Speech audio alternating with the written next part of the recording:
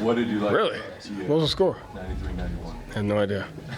What did you like about the way you closed that quarter and then went on that big run the second quarter? I mean, that's the reason why I didn't know that is because I was so caught up in just managing the game, and so I thought there was 3 times where we got leads where I wish we could play that team like 5 more times because they have an innate ability to dominate the transitions, right? And so 3 times we had a lead and we came down and either had a transition turnover, we took a tough shot, or the offensive rebounding spacing was poor, and they were able to get out in transition and get those easy baskets. And when they see a couple go in, they have life. And so there was 3 really important pockets to the game where it got to as close as it did. And so regardless of the score, I was focused on we gotta win those transitions. We gotta make sure we get a great shot every time down.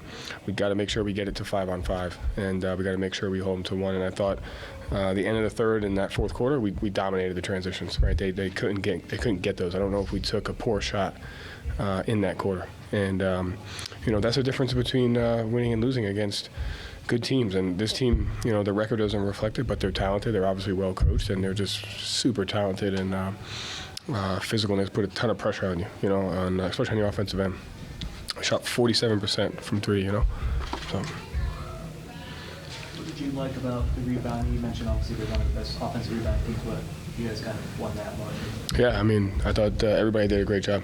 That's how this team beats you, is transition threes, transition baskets, offensive rebound threes, free throws, and really take advantage of your ability to your inability to have good possessions. And so that when you have empty possessions offensively, they put a ton of pressure on you. And so our guys did a great job holding them to 1 shot, which took away those margin plays, those momentum plays, Joe, how much easier is it when Derrick White's just flowing like that, 7 threes? It just seemed like he was just kind of, the ball movement was finding him open. Yeah, the ball movement was finding it open. And to start the third, we kind of went to our bread and butter of D. White pick and rolls, and I thought Luke and X did a great job navigating that. O'Shea setting good screens, and we got a steady diet of those, D. White pick and rolls, which kind of settles us down, gets us a different frequency, and we get different looks out of that. So he did a great job the entire night, and you see why he's important to our team.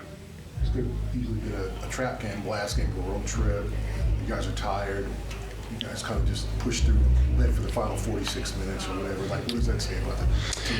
Yeah, I mean, I think it says more. I didn't say this enough in the locker room, but the fact the last couple games, everybody's stepping up. It's just kind of what we're trying to build, where we have an environment or locker room, a culture of it doesn't matter who's in, guys are ready to play at all times. And the work that the player development team does, getting guys ready, the professionalism that those guys have, they're just constantly ready. And I have no hesitancy putting any one of those guys in because of the work they do, and it reflected over these 2 games, and that's kind of what we're trying to fight for, is that depth, and it's been fun to watch.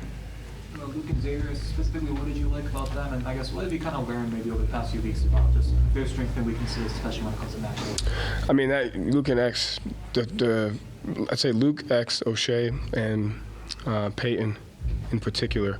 Lately, and just really everybody. So Svi and Nimi stepped up earlier in the year. We didn't have those guys. JD hasn't had their opportunity yet, but the other guys have an innate ability to play at their absolute best, regardless of the sub pattern, regardless of if they know they're going in.